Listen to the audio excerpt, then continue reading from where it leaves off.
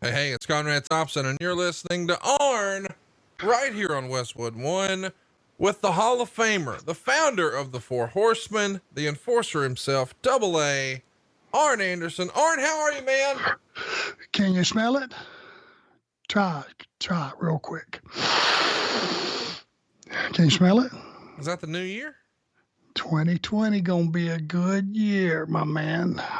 I'm looking forward to it, man. It was an interesting 2019 for all involved, but 2020 is right around the corner, and this is our last show this year. So we want to thank everybody for tuning in, hitting that subscribe button, and checking us out every single Tuesday right here on Westwood One. If you haven't already, hit the subscribe button. Tell a friend about the best new wrestling podcast around. It's the Arn Show. Just search for Arn, A-R-N, anywhere you enjoy your podcasts, and there it shall be. We got tremendous feedback from our show last week, Arn. I read a lot of people say that it's not only the best podcast that you and I have done, but it's probably the best podcast I've been on in ages. People really loved hearing you retell the story of coming back to work in Atlanta after a stint in New York. What was the feedback you got? Same thing. A lot of stuff they didn't know. Most people do not realize the politics and the shenanigans that go on behind the scenes and leads you up to a certain place. They just know that you got there somewhere. But boy, there's a lot of involvement that no one ever sees. And I think that's the hook for a lot of people, that suspense of how did they get there? Well, and we're excited that we're here for another episode of behind the scenes insight from Arn Anderson himself. This week, just like every other week, it's hashtag Ask Arn Anything. So if you've got a question for 2 weeks from now, it's easy. Just go ahead and fire it up on Twitter. Our show is at the Arn Show. That's where you'll find us and have an opportunity to ask some questions. And man, we got hundreds. There's no way we can possibly get to them all this week, but we'll try to sort through them, find some new topics. Are you ready? Yeah, buddy. All right, let's go to Mayhem. He says, can you comment on Wrestler's Court, or do you have a story about a case? Does it still exist in 2019? I don't know that it still exists. Undertaker was the judge, jury, executioner.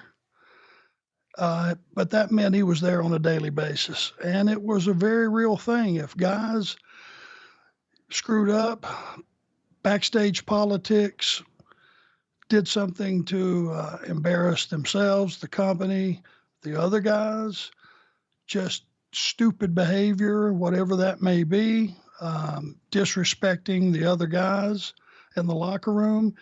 A lot of things could have fell under Wrestler's Court, but it was a very real deal. There was no one allowed in there from the office. It was just between the boys.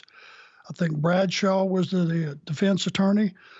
My God, again, let's go back. Can't you just find a building to jump off of? That's the guy you want defending you. The most vicious cowboy that ever lived.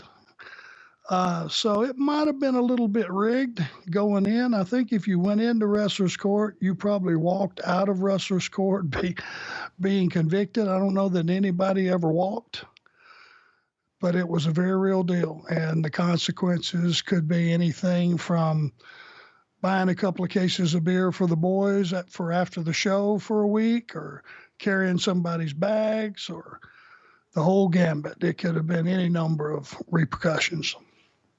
It's always fascinating to me that somehow the Undertaker became the guy. If there was going to be a guy to take the Undertaker's spot to run Wrestler's Court, who would it be? Wow. He kind of stood alone in that position. Right.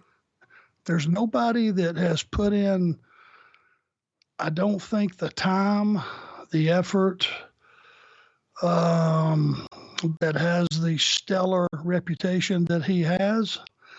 I think if you're going to have a Wrestler's Court, you're going to have to still get the Undertaker to preside. I don't think there's a second place where that goes. Jay Stovall writes in, what do you think about the NWA bringing back the television title? Of course, we're going to talk about the TV title next week here on the show. And they announced at their most recent pay-per-view that the TV title was coming back. What's Arn think of that? I think it's pretty cool. I think it's a great concept. I know that it now, as the fans look back at the television title, they have a different look about, towards it. Because, and I've said before, to me, it was not a secondary title. It was a world championship. And it meant that every week on television, I would have a top flight opponent most weeks. I would have 15, 20 minutes on TV in a primetime slot against a primetime opponent and for a championship. And, man, it gives you a chance to, if you got something, it gives you a chance to go out there and show the world. And I think they figured that out with NWA. It fits perfectly for that setting, being a studio setting like it is. And I think they're on something that a lot of people I know, when I go to different events and signings and things of that nature, a couple of questions they ask, how's Ole doing? I loved that World Television Championship. Man, I used to enjoy that. So I think it's given a lot of fans something that they've missed. And I think the NWA is right on by doing it. DJ Nick writes in, who was the best amateur wrestler you were ever in the pro wrestling business with?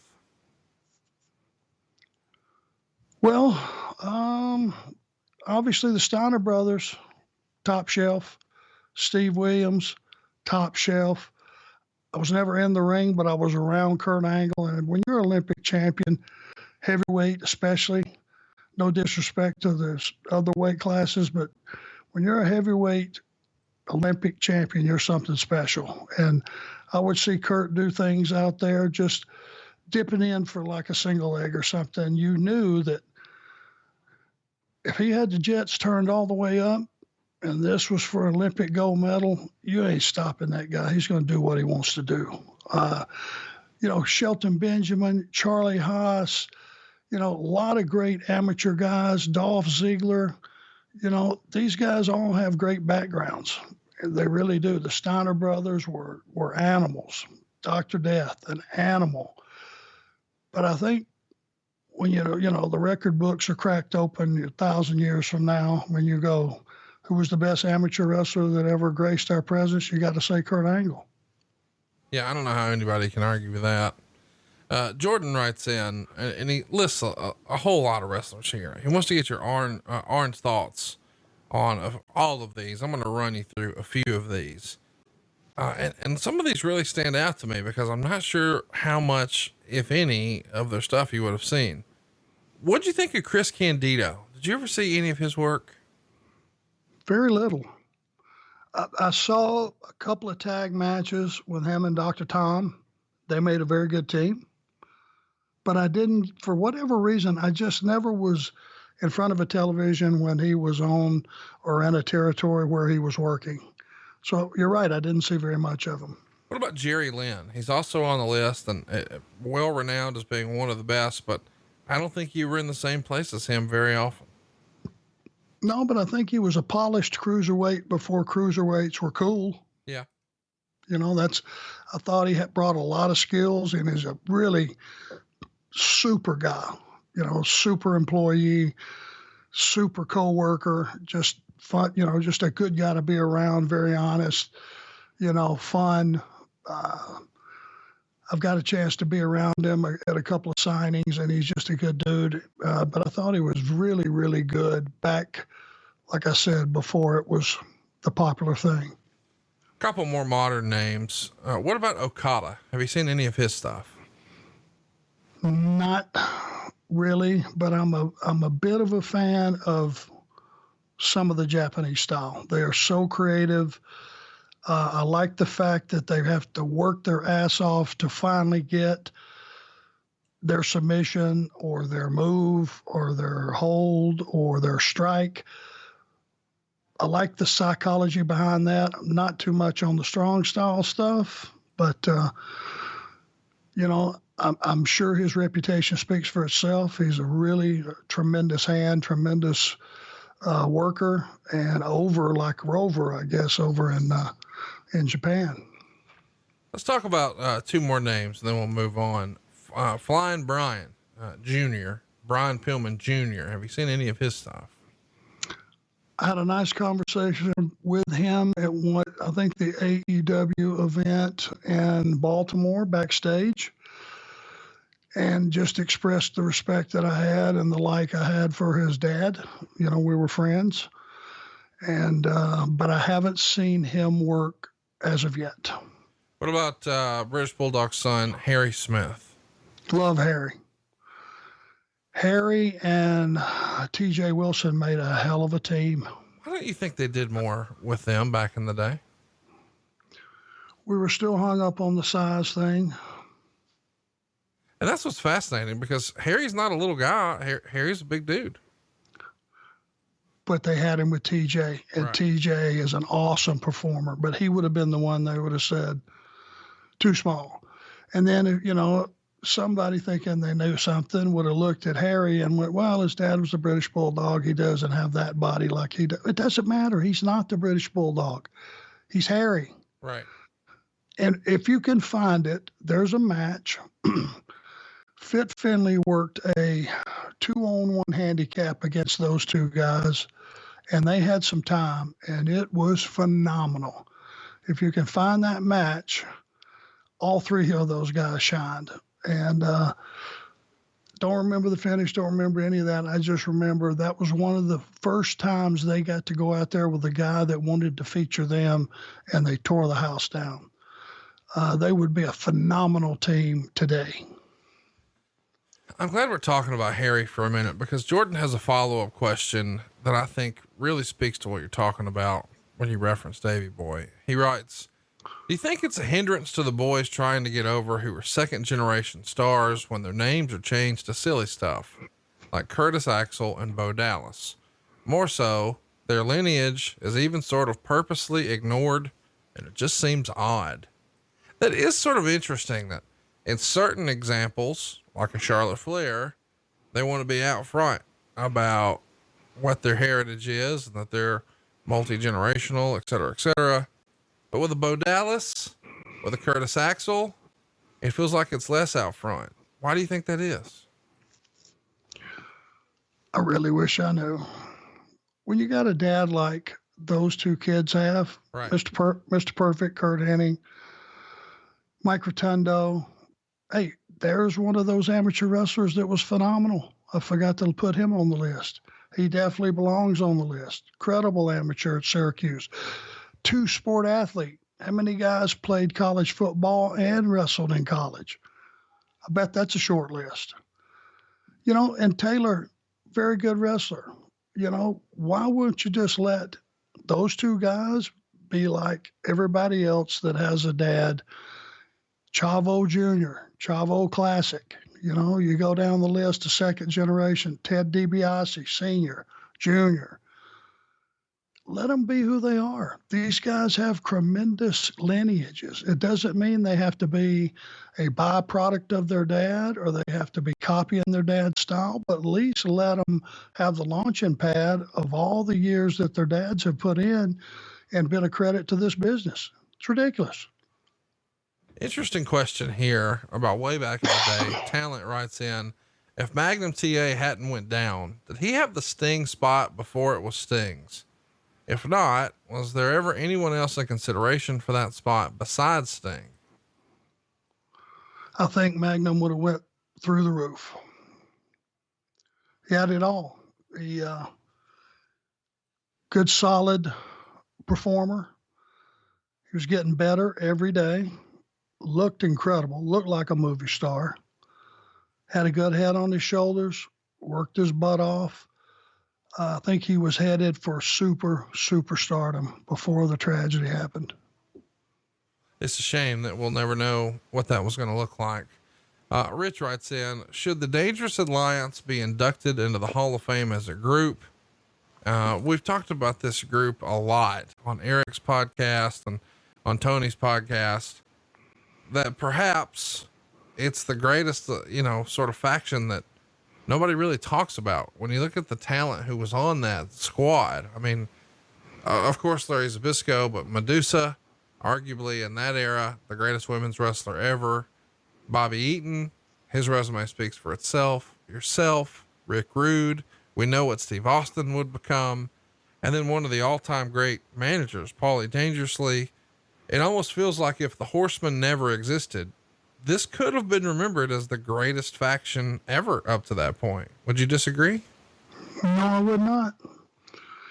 It's one of those things that you go, I would say, just listing off all those names, if you took their individual bodies of work and separated them out,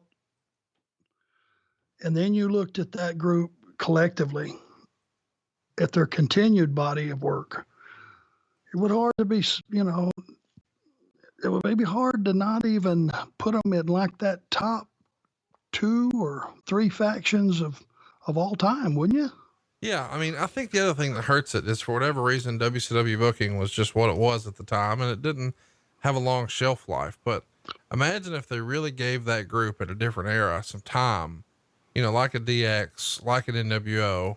I mean, seemingly the run is 6 months and then we're done, but with a little bit of time, man, that's unbelievable.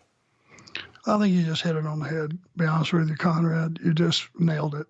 There's also something to be said, just because you had that collection of guys together and you go, Jesus Christ, what a lineup. 6 months is not a long time. Right.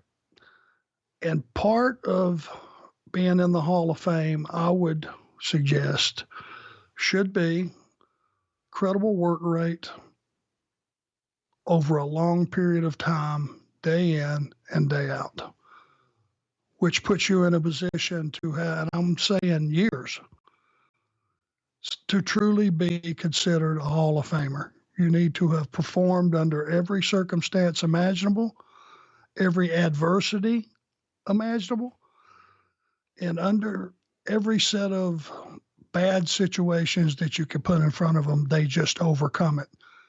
That's a Hall of Famer. It's just fascinating to think about, especially with all these other alliances going in or factions rather. Let's talk about, working as an agent. Jimmy Steven writes in, what was your typical work day as an agent?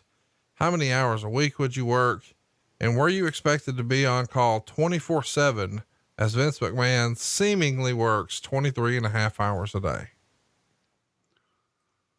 Well, it's a very full schedule, very full. At one of our previous episodes, I laid out what can be a 5-day run. I can go back and recap that. You wake up Friday morning, wherever you live. Let's just say you fly to the West Coast, 5.5 hour flight. Get off the plane, get a rent-a-car. Usually you will go to the gym, end up getting to the building real early because you're going to go ahead and drive that night. Now that can be up to a 300-mile drive. You will arrive at the next town. You'll sleep till about noon. You'll wake up for an hour or two. You'll go to the gym. Go to the arena, you'll have your show. You could have another 300-mile drive. Now, that's not taking into account all the things that happen on the West Coast. Rock slides, wildfires, torrential rain, you name it. Car wreck, imagine that on one of those interstates, you could be sitting there 4 to 5 hours. That'll bring you up to Sunday. You could have a 7 o'clock show on Sunday. You work that show, you could have another 300-mile drive.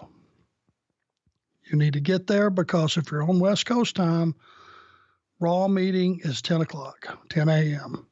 Doesn't matter what time you got in the night before. You do Raw, you drive to SmackDown, however far that is. You do SmackDown, and then you jump on a red-eye flight if there is one available, and you pray to God there is. You fly all the way across country back to the East Coast.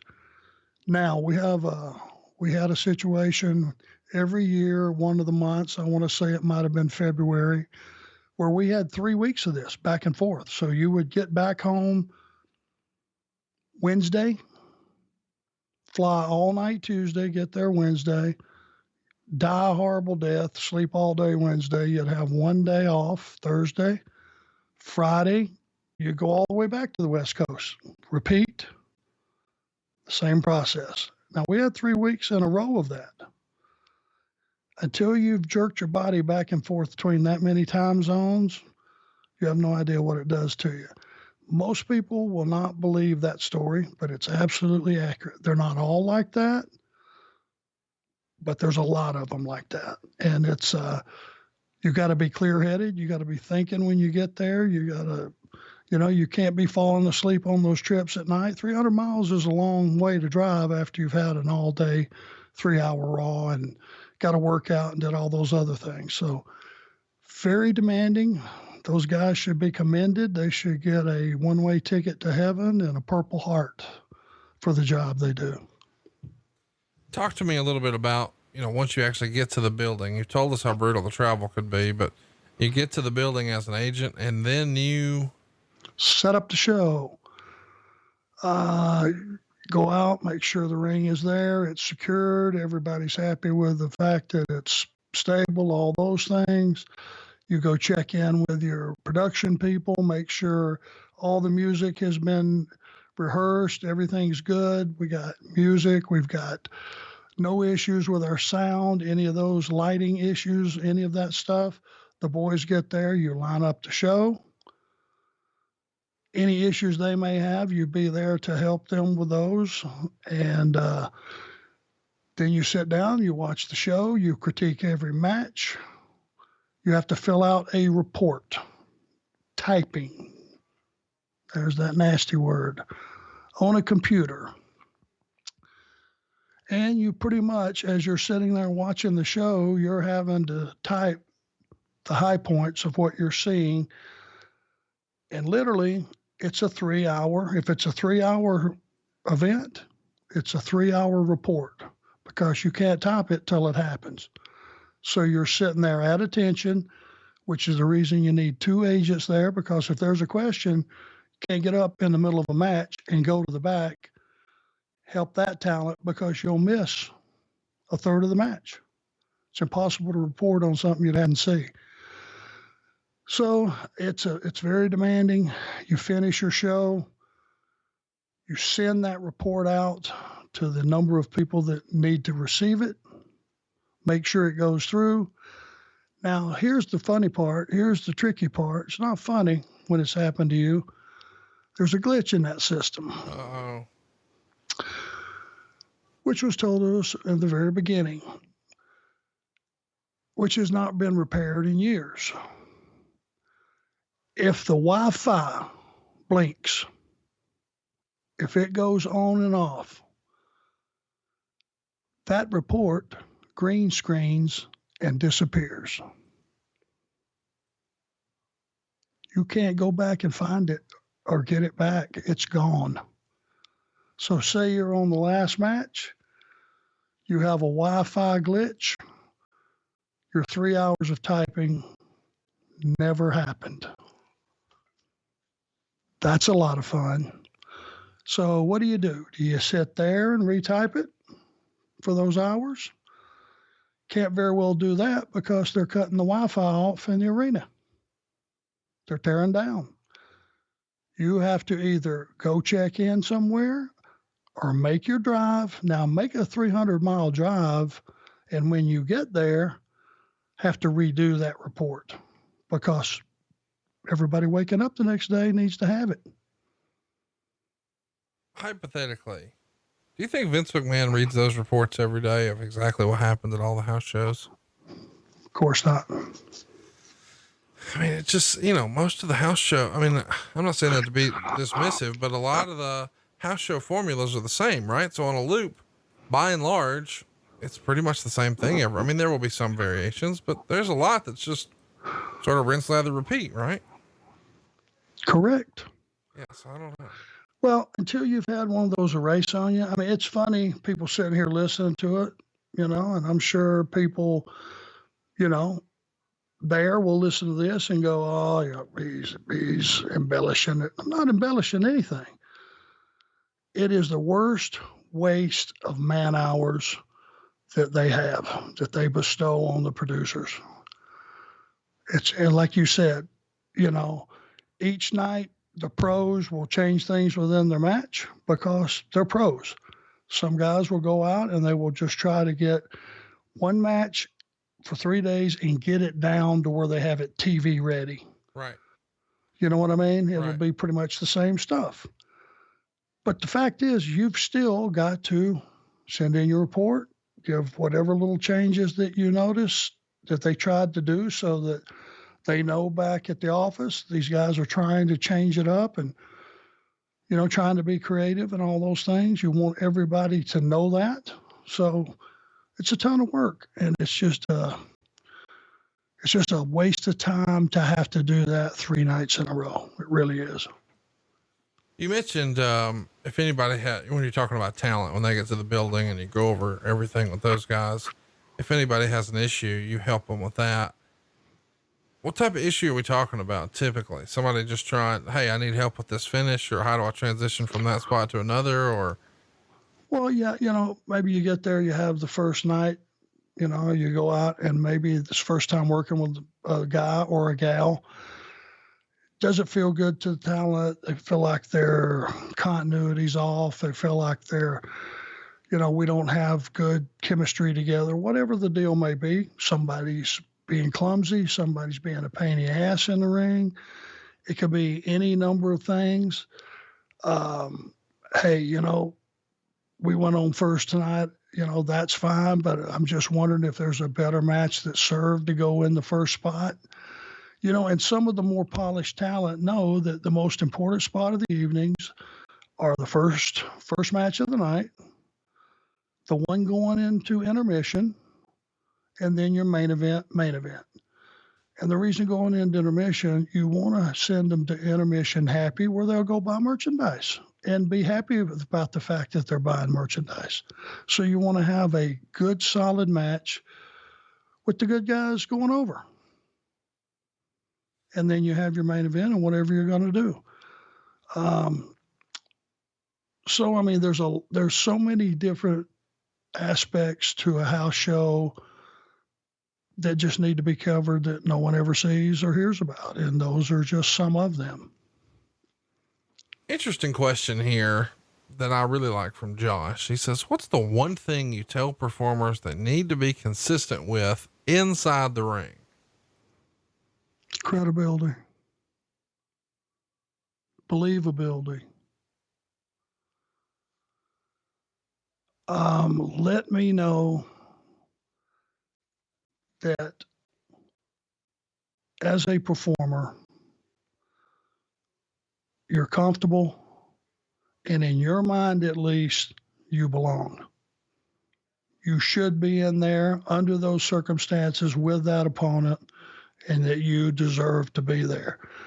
That way I'm going to stay invested. Always let me know you're still in the fight. I'm going to stay invested, and just make it a contest. Matthew writes in, would the Four Horsemen have worked just as well in the WWF with the way they were presented with jets, cars, etc.? Would that have worked in New York as well as it did in Atlanta? I don't know why not. It is interesting though, because, there was, a very much more cartoonish presentation to the WWF in that era. And I do wonder if some of the, obviously the $1 Million Man thing, the wealth aspect, that's easy, but the women piece that Rick made such a big deal about, I don't know that would have worked on WWF TV. Am I wrong? What, bringing the women out on TV and doing all those shenanigans? Yeah. So, just, at the Marriott tonight, room 236, we're going to kiss them all, make them all cry, this typical Flair stuff. I don't know that Vince would have went for that back then. Am I wrong? I don't think he would have went for the Four Horsemen period. Because it wasn't his idea? Wasn't his creation. Yeah. And, and that was Rick going off on those tangents with all that stuff. I mean, it's just a promo. Right. 9 times out of 10, we're moving on to the next town anyway. Yeah. That's the thing I think a lot of people miss is I think for whatever reason, and I know that sometimes even Rick himself had trouble blurring the lines, but, it's supposed to be entertainment. I mean, he's making out with mannequins on TV. Let's not overthink it. Exactly. And that's what it was. It was the girl thing was a Rick thing. Right. Once he got his spiel out of the way about, to hear him tell it, if he walked behind the curtain, there was 150 of them lined up right there at the arena. Yeah. No, he joked that, there was a limousine outside a mile long filled with women just dying for him to go woo. And then they'd come around to you and you'd say, okay, now I'm going to kick your ass. And you just brought that edge of realism to the Horsemen. And it's the reason people are still talking about that faction all these years later. Well, I mean, that's what made it work. Then you look at Tully, and Tully is the traditional smartass. Right. He's the quarterback who tells you that, hey man, you got to catch those. He had heat with everybody, and that's what made him special. And then you had Barry, and you had Ole, you had those guys and Luger. Then they brought what they brought to the table. But Rick, his whole thing was money, women, cars, houses, watches. He'll take off a $400 pair of shoes and throw one of them out in the audience. Dude, that's a car payment. Yeah. Are you kidding me? Yeah. So, but I mean, I don't think it would have ever been processed and used the right way with Vince. No, I do not. And it was better off just probably the way it turned out. Yeah. You bring up a great point because, whereas Flair was definitely trying to, live like a rock star, you've always presented yourself as the everyman. And once upon a time, you were best of friends with Rick. How often did you find yourself saying, God dog, Rick, do you really need to spin this, or should you really be doing that? Or did you learn fairly quickly that it doesn't matter what you say or do, he's going to do what he wants to do? Bleeding money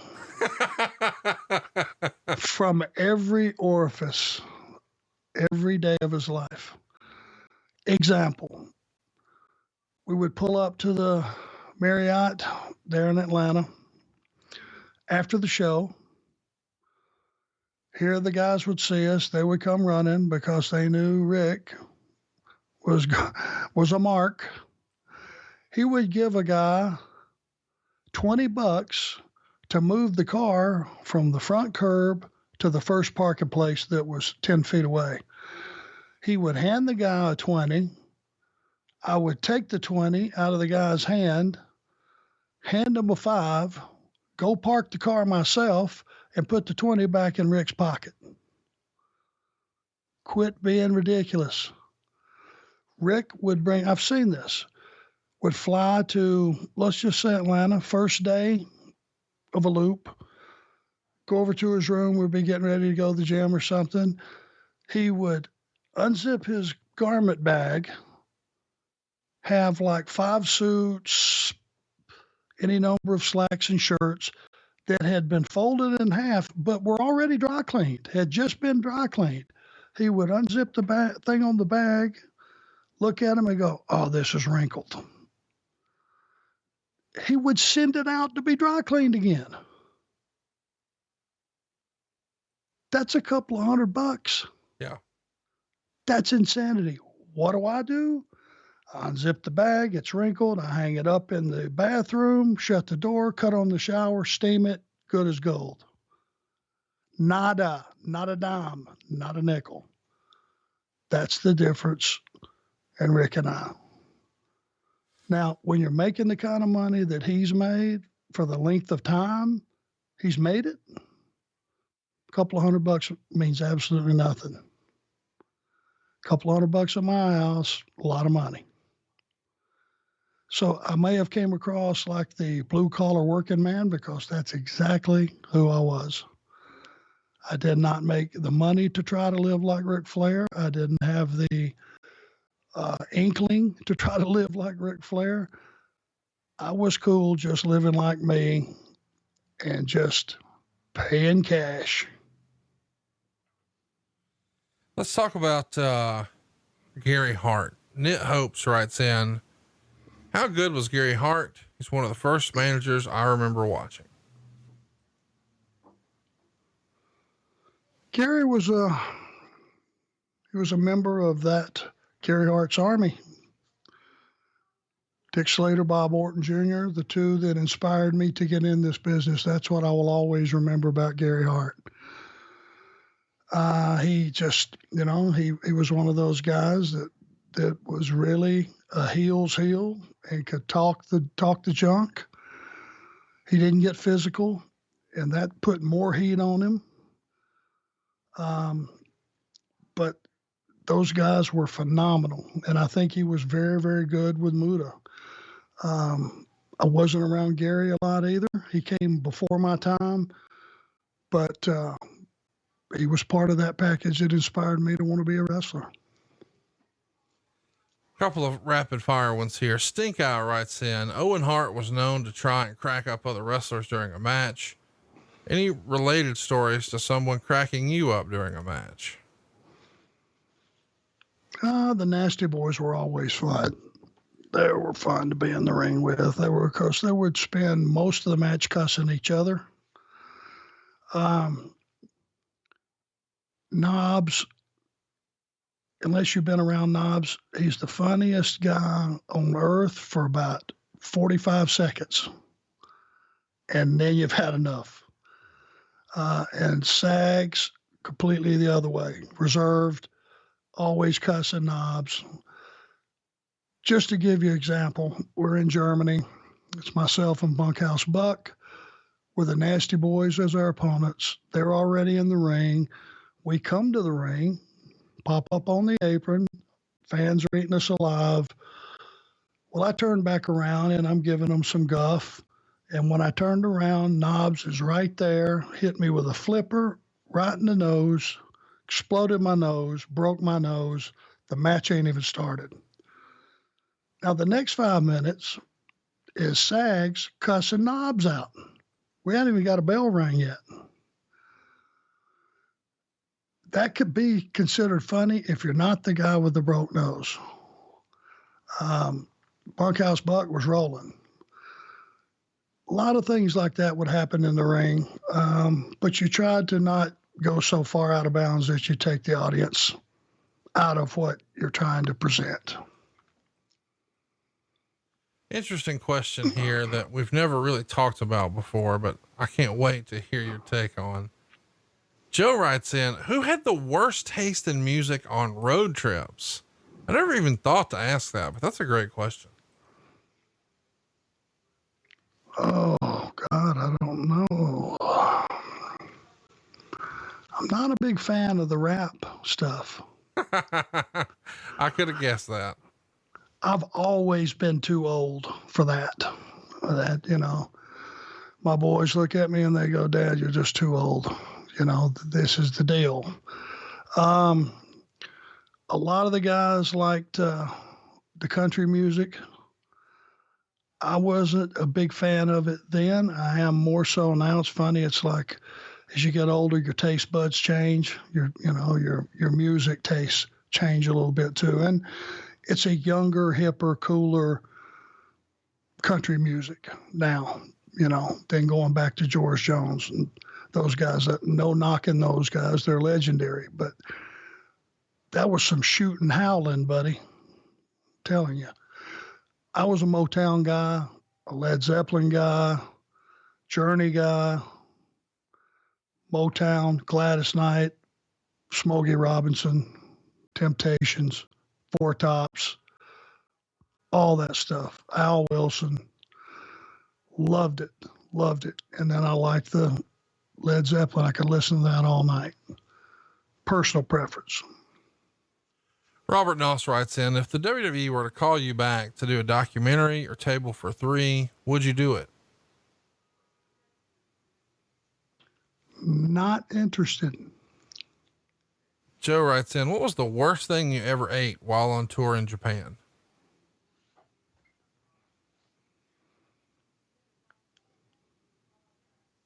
Got to be Japan. Okay. Yeah. Well, you got something on the top of your mind that's not in Japan. What's the worst thing you ever ate on the road? You ain't shitting. South Africa, catering, afternoon show, a couple hours before the show. Walking through, okay, vegetables, I'm okay there. We'll get a little salad, that's okay. Get some of this beef here, this looks good. Okay, go sit down, start on the beef. Man, this got a wang to it. Damn, maybe it's just, my taste buds are messed up being over here, Tried some more. God almighty, it's got a wang to it. Called the guy, the waiter over. Hey, dude, man, this beef has got a wang to it. Is this stuff spoiled? Sir, that's not beef. Okay. Then what is it? He's looking around like I'm the nut. You know what I mean? Yeah. Sir, that's ostrich. Okay. Hey, Dick, you see these white boots? These are ostrich. This don't belong on the plate. Well, in about an hour, I'm the agent for the show. We get to the arena and it starts percolating. And I knew what it was. And for some reason, then it hit me. I didn't see anybody else getting any of that.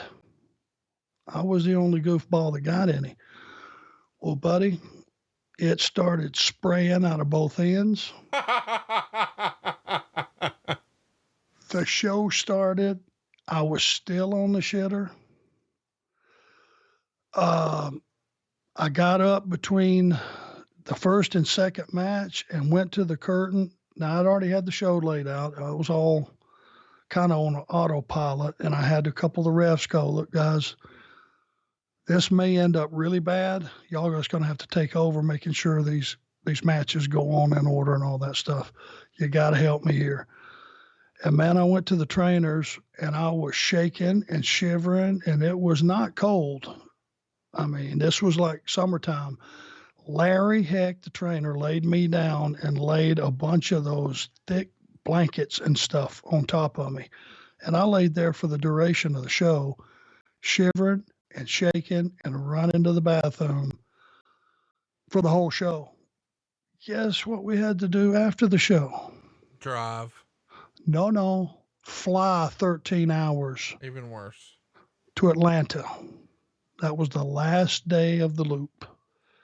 We had to fly. Buddy, whew, you're talking about a case of the raw ass. That was one of the worst experiences that a person probably lived through. Most people would have died, I think. Had I not been so grouchy back in those days, I probably should have died. I just grouched my way through it. But God almighty, horrible. Dan writes in, what's the best Christmas gift Arn ever received? Interesting question. Wow.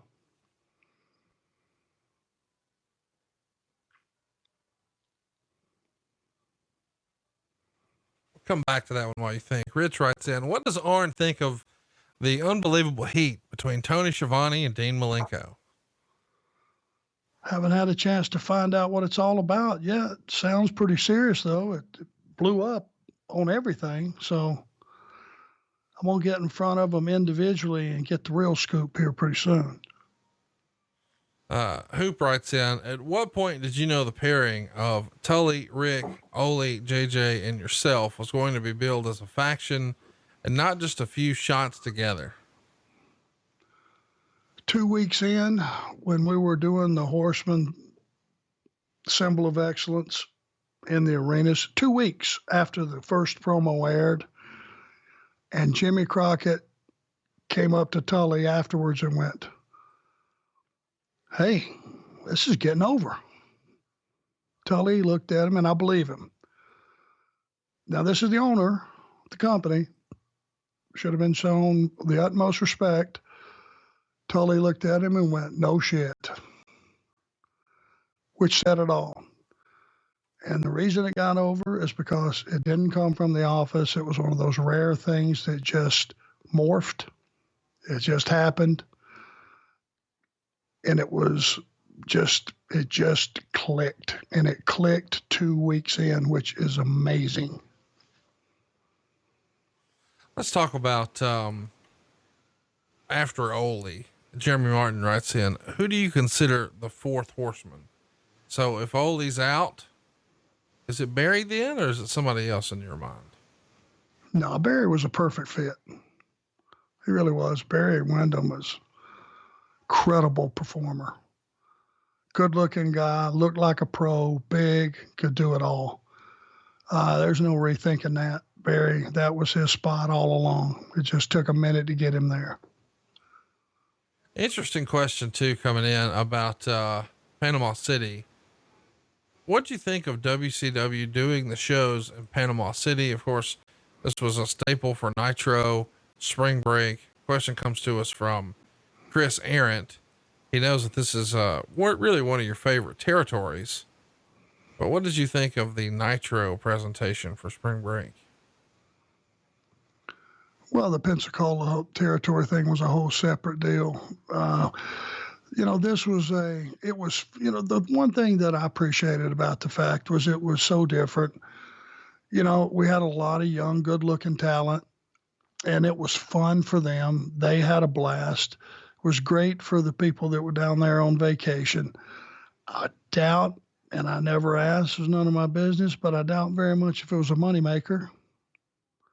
So I think it was a free show. Am I right about that? You should know from talking to Eric. Yeah, no, the live gate was not a profitable venture for them. At that point, it was just all about TV, right?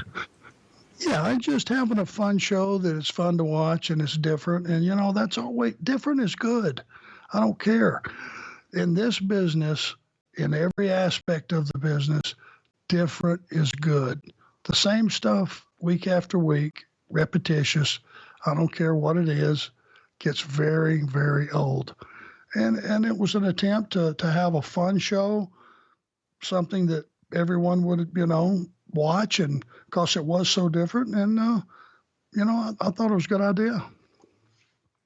Very cool presentation. Rob writes in, who other than Brad Armstrong do you think had all the tools to be a superstar, but somehow missed out?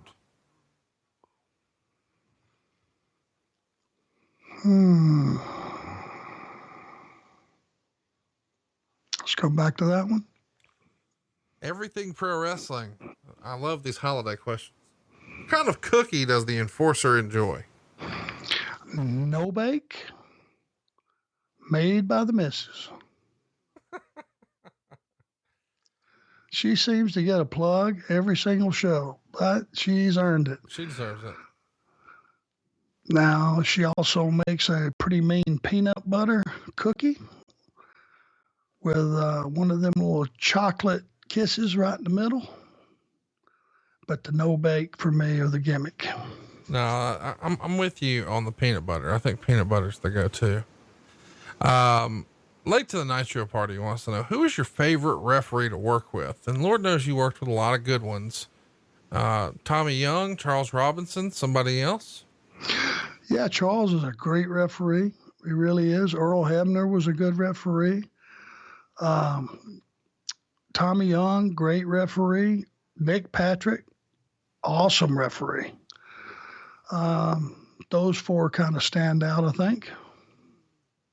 Interesting question here about Vince McMahon. Jeff writes in, during Arn's time in the WWF, or even during 1989, did he ever see Vince at the hotel bar interacting with the boys? We don't hear about that much anymore. It certainly feels like he's presented himself as more of a recluse, but back in the day, you would hear about guys, saying that he was not only in the bar carrying on, but he's holding court and allegedly even taking guys' finishers, just horsing around.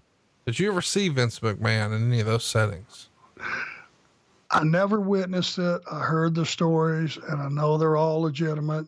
You know, there was those rare occasions where he had come down to the bar and get tore up, you know, at the company hotel, and you know, he'd grab one of the guys or something, and they'd end up flattening him. And heard a couple of stories. I was never there to see it myself, but I know that it did occur. Let's keep it moving here. Crimson Mask wants to know, what was Arn's go-to meal on the road? You actually told me this last week, I think, off air, and I was a little shocked. It involved Cracker Barrel. If I'm going to try to eat healthy and we're eating during the day, Cracker Barrel's is a good one. A lot of the guys like Outback. I'm more of a Longhorn guy. And I tell you the one that's really good that you can't find much anymore, Lone Star. You remember those? I do. Yeah, we've got one. You do? Yeah. Well, no wonder I can't find it. You got it hit out down there. Jesus. Those are really good. Late night, you know, buddy, it's a tough selection. Most of the guys, and even the ones, the body guys that eat healthy all the time, because they get their food sent to them and all that stuff. But when we get to Texas, there's one that's, it's kind of a weakness for all the guys, and that would be, drum roll, Whataburger. Oh my gosh. Seriously? Awesome. No, dude, In-N-Out's way better. Shake Shack's way better. Why is Whataburger on the list? In-N-Out Burger's the biggest bunch of shit ever promoted. No, dude. There is no style. There's no substance. They all look alike. They're all just dumping in. They're overloaded with lettuce. Come on. Whataburger. Double Whataburger. No cheese. No cheese? No cheese. How have I just lost? I mean, I've lost all respect for you here today. Just, you're shitting on one of the great burgers of all time. And then you're saying no cheese. I don't even know you, Arn Anderson. I don't even know you. Nor will you ever know me. Yeah. I don't want to. I don't want to go to Whataburger. I'm out. Because a lack of cheese is therefore replaced with add bacon. Okay, you redeemed yourself. Did I reel you back in? Yeah, you did. Okay, I'm back in. Oh my gosh. Matthew Eubanks has an interesting story. He says, I remember seeing you in Albany for Super Brawl 4, and you were the first person to sign my cast. Any weird autographs that you've given over the years that you can share with us? You know, we hear about this all the time as fans, that, you know, other fans would approach you and say, hey, will you sign my insert random thing here? What's the weirdest thing you think you've signed over the years? Yeah, I got one of those. We were at a signing somewhere. And just because, I mean, this goes back to the, you know, I am the blue collar guy. I am the normal guy. I am the guy that pushes the basket at the grocery store. So we're at a signing somewhere, and a guy walks up and he goes, I've got a picture of you. I'd really be honored if you would sign it. You know, well, that's why I'm here, bud. You know, God, yeah, I'd be honored. What do you got? And he pulls his tank top over to the side, and he has a large picture of me tattooed on his chest. Oh. I didn't know what to do. I didn't know how to handle that. I never had that happen. And I'm looking, and he went, man, it's my prized possession. And now it's creepy, major league creepy to me. And I know I'm not the only one that thinks that. And he hands me a Sharpie, and I go, you know, you can't, if I sign this, you can't ever wash that. You know, it'll just go away. Let me just sign a picture here for you. No, Mr. Anderson, I've thought about this. I would really appreciate it if you would sign this. I'm not going to wash it. I'll make sure that it stays. I have a process that will seal it and it won't go away. Well, I reneged and I gave him a couple of pictures to try to make up for it. But that's one of those things that don't happen to me, probably shouldn't happen to anybody, stands out. Yeah. That's not something I expected you to say. Joe Lawson writes in, is it true that Doug Dillinger fell asleep at ringside at a house show once? Oh, it's possible more than once. Who knows? I just thought there had to be a good story for him to pitch it like that. Yeah, I mean, I never saw it. You know, Doug had the world on his shoulders. He had no staff in the beginning. It was just him. One security guy to protect the back, the locker room, around the ring area and all that. Now, as you know, once Eric came in and the ball started rolling and all that, he was able to hire staff because things were, you know, getting out of hand some nights with the NWO and all that stuff, and guys were coming through the crowd and all that. But, you know, I think in the beginning it was just Doug. So I imagine if he had a chance to catch a cat nap, he probably did. Who knows? I can't verify or deny. Gregory Dickens writes in, is there a rule you would change in a standard wrestling match?